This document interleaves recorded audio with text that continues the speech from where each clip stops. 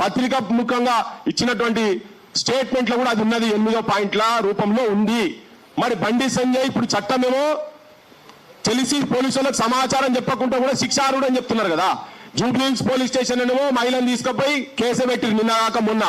మరి బండి సంజయ్కి తెలిసి బెదిరించిందని చెప్పి కంప్లైంట్ ఇచ్చిన తర్వాత దాని తర్వాత కూడా నేను వకీళ్లతో మాట్లాడినా, వకీళ్ళు చెప్పిండ్రు నీకు బెయిల్ వస్తుందంటే ఆపినవు. తర్వాత ఇక బెయిల్ కాదు, ఇక నువ్వు ఇప్పుడు ఎట్టి పరిస్థితుల్లో సరెండర్ చేయాలంటే నేనే సరెండర్ చేసిన అని చెప్పిండు బండి సంజయ్. నేను చెప్పేది కాదు, బండి సంజయ్ అంటే ఆయనే చెప్పిండు. అంటే ఆయనకు సమాచారం ఉన్నది, కొడుకును దగ్గర పెట్టుకున్నాడు, 9 రోజులు దాచిపెట్టిండు కొడుకును ఆయన దగ్గరనే ఉన్నాడని. వీళ్ళ మధ్యలో గవర్నమెంట్ కు వీళ్ళ మధ్యలో ఒక డాక్టర్ ఉన్నాడు, ఆయనే. నేను మొత్తం పేరు మళ్ళీ చెప్తా కానీ డాక్టర్ సిఆర్ ప్రసాద్ ఆయన పేరు, మొత్తం పేరు చెప్తా. ఇగో ఈ సుపారీ గ్యాంగ్లకు ప్లాన్ చేస్తున్నటువంటి దాంట్లో కూడా ఈ డాక్టర్ సిఆర్ ప్రసాద్ ఆయనే ప్రభుత్వం తోటి, రేవంత్ రెడ్డి వాళ్ళతోటి, పోలీస్ స్టాఫ్ ఆఫీసర్ తోని ఈయననే మధ్య నుండి ఓటి అని ఎప్పుడు చేయాలి ఏంది టైమింగ్లు మాట్లాడినటువంటి వ్యక్తి, ఢిల్లీ నుంచి ఆపరేట్ చేసినటువంటి వ్యక్తి ఆ సిఆర్ ప్రసాద్ అన్నట్టయినే. ఇగో వీళ్ళందరూ ఎవరెవరు, వీళ్ళందరూ ఆ పిల్లగానికి రక్షణ ఇచ్చినటువంటి వాళ్ళందరి మీద కూడా కేసులు పెట్టాల్సిన అవసరం ఉన్నది. ఇది ప్రాపర్ ఎంక్వైరీ జరుగుతలేదు. ఒక మైనర్ బాలిక మీద ఒకసారి కాదు రిపీటెడ్ గా అత్యాచారం జరిగిందని మళ్ళీ సెక్షన్స్ చేంజ్ చేశారు కదా పోలీసులు. అవన్నీ చూసినాక ఇప్పుడు ఏమైపోయిందంటే ప్రజల నుంచి తీవ్రమైన ఒత్తిడి ఎప్పుడైతే మొదలైందో, విభిన్న సెక్షన్స్ నుంచి ఒత్తిడి తయారైందో, అప్పుడు గవర్నమెంట్ దిగొచ్చి వాళ్ళ మీద సెక్షన్స్ చేంజ్ చేసుకుంటా పెడతా ఉన్నారు. ఇప్పుడు సెల్ ఫోన్లు తీసుకొస్తారట 9 రోజులు. మరి దాంట్లో ఉన్నటువంటి అంతకుముందు ఏం చెప్పారు కోర్టుకు, మొత్తం మా దగ్గర అంత సమాచారం ఉన్నది, మేమంతా జనానికి ఇస్తాము, కోర్టుకి ఇస్తాము, జనం కూడా చూపిస్తామని చెప్పి మైనర్ బాలిక మీద అత్యాచారం జరిగినట్టు బాలిక ఫోటోలు పేర్లతో సహా హనీ ట్రాప్ అనే దాంట్లో నీ కొడుకు ఈయన బండి సంజయ్ కనుసల్లలో వాళ్ళ అడ్వకేట్లు ఇచ్చినటువంటి సజెషన్లలో పోలీస్ స్టేషన్లో పెట్టిరు. తర్వాత బయట సోషల్ మీడియా కూడా ఇచ్చిండ్రు. వాళ్ళ మీద కూడా కేసు పెట్టాల్సిన అవసరం ఉంది. ఇవాళ ప్రజాపక్షాన ఉండి బాధితుల పక్షాన ఎవరున్నా వాళ్ళని చంపుతామని చెప్తున్నారు కదా. ఇదే సంపుడు బంధం కనుక అనుకునేది ఉంటే మీ చదువు ఎంత, మీ శక్తి ఎంత నాయన. ఇటు ఒక్కొక్కరము యూనివర్సిటీలలో పీజీలు పిహెచ్డీలు చేసిన వాళ్ళం ఉన్నాం. మాది హింసావాదం కాదు, మాది గాంధేయవాదం. కానీ ఎవడన్నా తలకాయ తిరిగినోడు ఉంటే నీ అసలు స్టేట్మెంట్లు కనుక ఇన్ని ఉన్నది ఉంటే నేను ఒక ఉదాహరణ చెప్తా. తెలంగాణ ఉద్యమం అప్పుడు లగడపాటి, కావూరి, ఇటువంటి సుగుణా చౌదరిలు ఇటువంటి వాళ్ళు పిచ్చి స్టేట్మెంట్లు ఇస్తుంటే చాలా మంది పిల్లలు వచ్చి 18-19 సంవత్సరాల పిల్లలు వచ్చి అన్న మాకు ఒక బాంబు ఏంద్రి, అన్న మాకు ఒక తుపాకీ ఇస్తారా, మేము వాళ్ళని చంపుతాము, మనోళ్ళని ఇంత గొడ్లను కొట్టినట్టు కొడుతున్నారు యూనివర్సిటీలల్లా, సూసైడ్లు చేసుకుంటారు అన్న, ఒక్కరం పోయినా మంచిదే అంటే కూర్చోబెట్టి వద్దు నాయన అట్లా కాదు, అది కరెక్ట్ కాదు, పద్ధతి కాదని చాలా మంది చెప్పినాం. కొంతమంది పిల్లలు తెలియక పోయి అక్కడిక్కడ రైలు పట్టాల కింద బాంబులు కూడా పెట్టినటువంటి కథ ఇది. ఈ నేల మీద మీ అసొంటి దుర్మార్గులు, మీ అసొంటి రేపిస్టులకు ఆశ్రయించినటువంటి వాళ్ళను వ్యతిరేకంగా, భూస్వాములను కిరాతకులకు వ్యతిరేకంగా ఇక్కడ గుత్పలు పట్టిండ్రు, రాళ్లు పట్టిండ్రు, లట్లు పట్టిండ్రు, ఆఖరికి తుపాకులు బాంబులు కూడా పట్టినటువంటి నేల ఇది.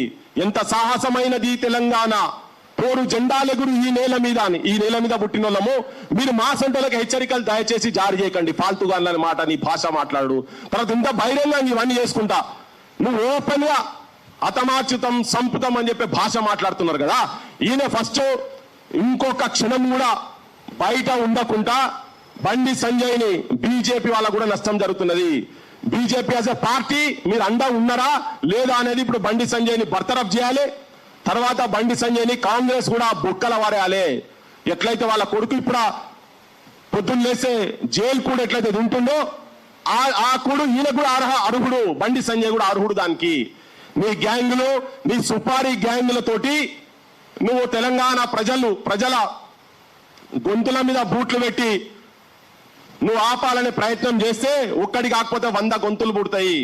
ఇలా చూసినా కూడా ఒక చిన్న స్టేట్మెంట్ తోటి, కాక్రోచ్ అనే చిన్న స్టేట్మెంట్ తోటి చీఫ్ జస్టిస్ ఆఫ్ ఇండియా ఇచ్చినటువంటి ఒక స్టేట్మెంట్ తోటి తెలంగాణలో కాదు భారతదేశం మొత్తం యువతరం మొత్తం కడుపు కాలుతున్నది. అట్లా రగిలిపోయినారు తెలంగాణలో మొత్తం యువతరం మొత్తం రగిలిపోయి ఉన్నది. వాళ్ళ భవిష్యత్ అంధకారం అయ్యి మీరు ఇంకా నడి రోడ్ల మీద బజాట్లల్లా కేసులు వాళ్ళ మీద పెట్టేది పోయి ఉల్టా ఇటువంటి వాళ్ళ మీద దాడులు చేస్తామని చెప్పాలంటే మాత్రం తెలంగాణ సమాజం ఏదో ముక్కుల ఏలేసుకొని కూర్చునే పరిస్థితి ఉండదు. నేను ఇంతకు ముందు కూడా నేను చెప్పినా వాళ్ళు బాధిత తల్లి బిడ్డలు కనుక బయటికి వచ్చి వాళ్ళు ఏం జరిగిందో కనుక చెప్తే జనం రాళ్లతో కొడతారు అని. ఇప్పుడు చెప్పదలుచుకుంది ఏంటంటే వీళ్ళ మీద ఎవరి మీదనైనా కానీ ఒకవేళ నువ్వు అనుకున్నట్టుగా దాడులు చేపిస్తా అని అనుకోని ఎక్కడన్నా ఆ దుస్సాహసమే కనుక చేసినావు అనుకో, తెలంగాణ సమాజం మొత్తం నీ ఇంటి మీదకి వస్తుంది, గుర్తుపెట్టుకోమని చెప్పదలుచుకున్నాం. బండి సంజయ్, నువ్వు అంత పెద్ద తురుంకాను కాదు.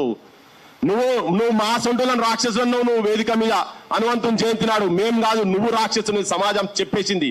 ఈ రాక్షసునికి వత్తాసు వలుక్కుంటా, ఈ రాక్షసునికి చెంచాగిరి చేసుకుంటా తెలంగాణ ముఖ్యమంత్రి కాంగ్రెస్ పార్టీ కూడా ఎందుకంటున్నా అంటే, నిన్న మల్లురావు అంటే ఆయన మాట్లాడుకుంటూ చెప్తాడు, ఆయన కూడా చెప్తాడు. ఏం చెప్తాడు? అరే కొడుకు చేసిండు కదా, ఈయనేం తప్పు చేసినట్టాడు, మరి కొడుకుకు ఆశ్రయం ఇచ్చిండు కదా, అంతే కదా ఆయన చెప్పింది. భారతీయ జనతా పార్టీలో కూడా చాలా మంది నాయకులు వాళ్ళు కూడా అసహనానికి గురవుతున్నారు. నిజం కూడా ఇప్పుడు వ్యక్తిగతంగా చాలా మందికి నచ్చొచ్చు నచ్చకపోవచ్చు, కానీ వాళ్ళు ఐడియాలజికల్ గా డిఫరెంట్ ఉన్నా కానీ దాంట్లో ఉండి త్యాగం చేసి అసలు చరిత్రలో వాళ్ళ పేరు లేకుండా పోయిన వాళ్ళు చాలా మంది ఆర్ఎస్ఎస్ కావచ్చు, ఏబీవీపీ కావచ్చు, ఇంట్లో తిరిగినటువంటి వాళ్ళు. నేను యూనివర్సిటీలో చదువుకున్నప్పటి వాళ్ళు కూడా ఇప్పటికీ కూడా అప్పుడు ఎదురోటి తిరుగుతున్నటువంటి వాళ్ళు కూడా ఇప్పటికి కూడా ఏం కాలేదు దాంట్లో. కానీ ఒక రోడ్ సైడ్ రోమియోని తీసుకొచ్చి కేంద్ర మంత్రి పదవి స్థాయిలో కూర్చుండబెట్టి ఆ పార్టీకి మీ వ్యక్తిత్వాలకు పార్టీ ఐడియాలజీ కూడా దెబ్బతీసేటువంటి స్థితిలో ఇవాళ బండి సంజయ్ ప్రవర్తన ఉన్నదని చెప్పి చాలా మంది ఆ పార్టీలో కూడా ఇబ్బంది పడుతున్నారు, బాధపడుతున్నారు. నేను తెలంగాణ సమాజానికి మొత్తం చెప్పదలుచుకునేందంటే, ఎక్కడ కనిపించినా ఇవాళ వీళ్ళు మేము మొన్న ఒక 800 సంవత్సరాల కింద కట్టినటువంటి కాకతీయుల కాలంలో కట్టినటువంటి గుడి మీద కొడితే పోయినాం. నిన్న మళ్ళా హనుమకొండల షాయంపేటల ఒక ఆంజనేయుని విగ్రహాన్ని 3 ముక్కలు చేసిరు గవర్నమెంట్. అది ఎవరు పంపిండో వాళ్ళ మీద కేసులు పెట్టాలని నిన్న మేము మళ్ళా మా టీం అంతా పోయినాం. నేను, రఘు, శ్రీను కావచ్చు, రాకేష్ అందరం కలిసి పోయినాం. అదంతా సమాజాన్ని చూపించినాం. ఇప్పుడు మేమే హిందుత్వాన్ని మేమే కాపాడుతామని చెప్పుకుంటున్నట్టు వాళ్ళు కాంగ్రెస్ వాళ్ళు ఇద్దరు కలిసి ఉండి ఇలా విగ్రహాలను గుడులను కూడగొడతా ఉన్నారు. ఇలా ఈ సమాజాన్ని అందరికీ అన్ని మతాలకు సంబంధించినటువంటి దైవ క్షేత్రాలను కాపాడాల్సిన బాధ్యత యావత్ సమాజం మీద ఉన్నది. ఇలా వీళ్ళు ఓట్ల గురించి చేస్తున్నారు, కానీ వీళ్ళంతా కలిసే ఉన్నారు. పైన పైసలు ఉన్నటువంటి వాళ్ళు, పదవిలో ఉన్నటువంటి వాళ్ళు అంతా ఒకటే కులము, ఒకటే మతం. అది చాలా క్లియర్ గా సమాజానికి ఇది క్లియర్ గా చెప్పదలుచుకున్నా. ఉన్నోనికి ఒక చట్టం ఒక తీరు ఉంటది, లేనోనికి ఒక తీరు ఉంటది. ఇది క్లియర్ గా బండి సంజయ్ కొడుకు వ్యవహారంలో స్పష్టమైంది. ఇప్పుడు నేను చదివిన చట్టాలల్లో తప్పెక్కడ ఉండేది ఉంటే దేనికంటే దానికుంటా మీకు కొన్ని ఫోటోలు, వీడియోలు కూడా మేము ఇస్తాము.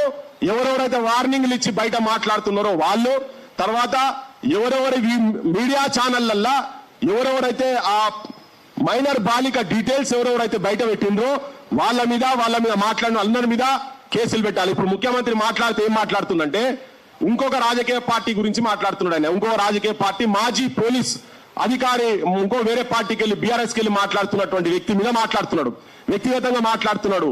సరే, ఆ పార్టీలప్పుడు 100% ఇవి జరిగినాయి. వాళ్ళ పార్టీలప్పుడు కూడా బీఆర్ఎస్ పాలనలో కూడా మైనర్ల మీద జరిగినాయి.